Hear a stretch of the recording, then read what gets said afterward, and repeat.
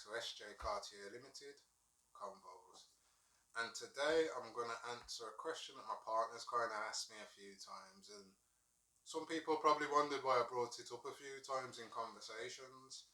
But why do I talk about this Diddy thing, and why am I so invested in watching what the goings on are happening with regards this Diddy thing? So first of all, I will say the main reason why I'm kind of tapped into it is because it's an industry that I obviously listen to. I listen to R&B and urban music.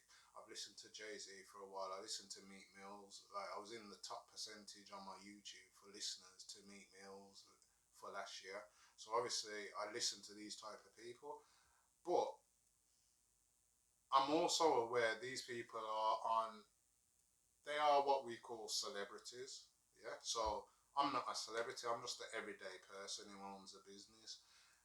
They are actually celebrities, whereas you will walk past them and most people will recognize them and want to say hello or may favor an autograph. But then it comes down to, how did they get there? So for me, building my business, I say, when I started building my business, I tried to keep it as fully legitimately and above board Islamically from the start. So although I may falter on certain things, whereby comic books is something, art isn't something that's supposed to be Islamically um, acknowledged as much, let's say, because it's creative and there's only one creator, which is Allah. So when we actually look at that and consider, like, some of us like will do anything to make our business or make ourselves make money or reach the top of our platforms, it gets very what's the word, interesting, because if I'm doing it one way, I obviously have to find out how people are doing it one other way, and that's whether they're at the bottom or they're at the top. So let's get to the real reasons. As I say, the reason I like this Diddy thing is because I get to understand how big companies and corporate people will control one set of people or one group of people, who then control another group of people, and we are then standing in what we call a pyramid. So if you've ever done a pyramid scheme, you understand the pyramid scheme starts at the top of the pyramid and everyone down the bottom thinks they're making as much as everybody at the top, when in fact they aren't. They, whatever they make, the people at the top are making a nice percentage off them, and then also the people at the top are making their own and have got their own income and their own customers. So that is a pyramid scheme. They all quite funnily do that as well, funnily enough. So when we understand the top of the pyramid, we can understand how people who you may interact with on a normal day can possibly be controlled by people who are middle ground of the pyramid, two-thirds of the pyramid, and right at the top. So I find it quite encouraging, not encouraging, but quite interesting to watch these things, because also it's also made me recognise the people that have not had support and have still strived and still made it. So there's a lot of people out there that have been, what we say, tried to be taken out of the industry they are in. So I will use one example for the person that is talking the most about these situations, I'd say, because is not in competition, but it's a competitive field, is 50 Cent.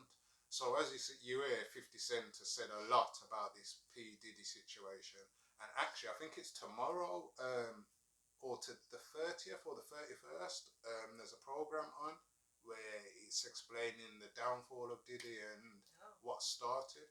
So we have to watch that as well. I think that one's different to the Netflix one. The Netflix series, that's 50 Cent's one, whereas that one is a Discovery one. Yeah.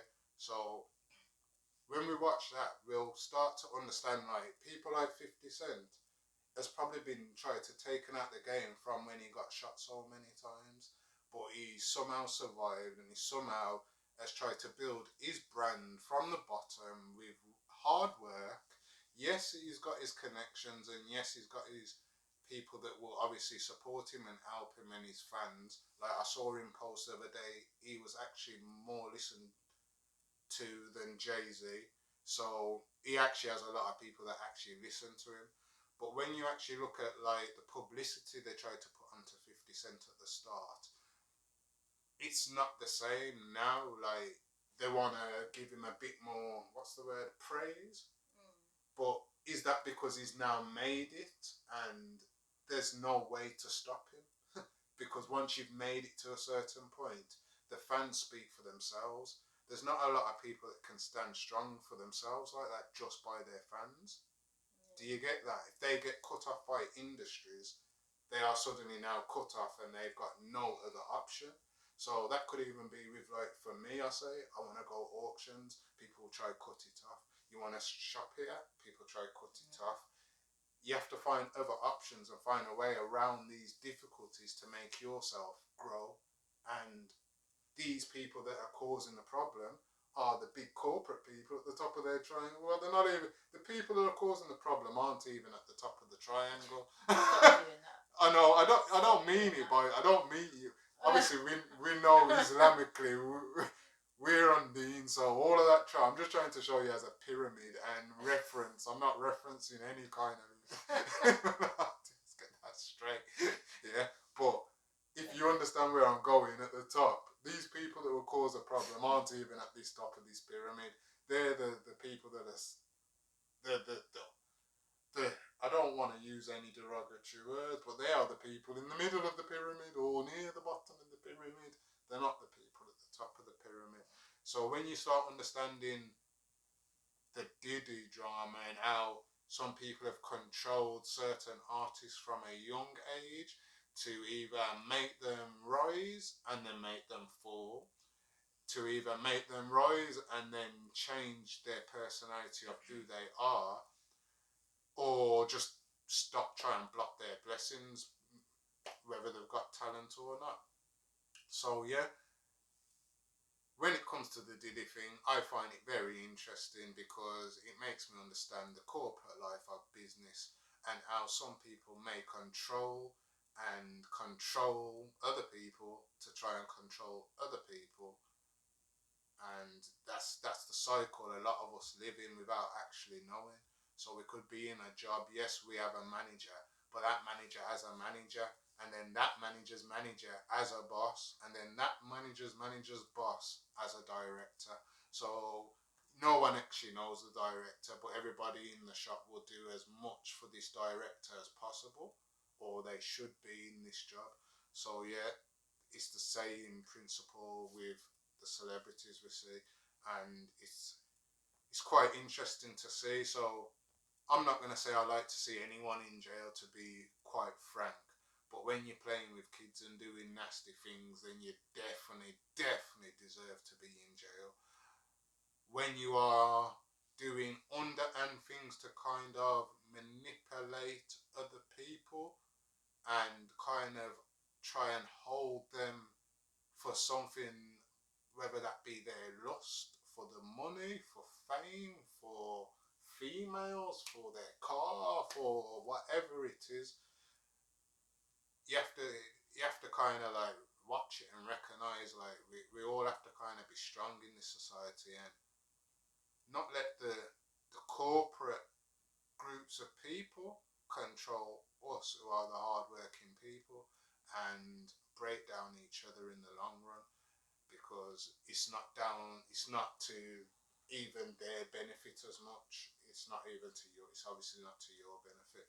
So yeah, I quite find it interesting because it reveals a lot about the corporate lifestyle and how even someone from the ghetto could end up going and doing things that are just not acceptable in the ghetto.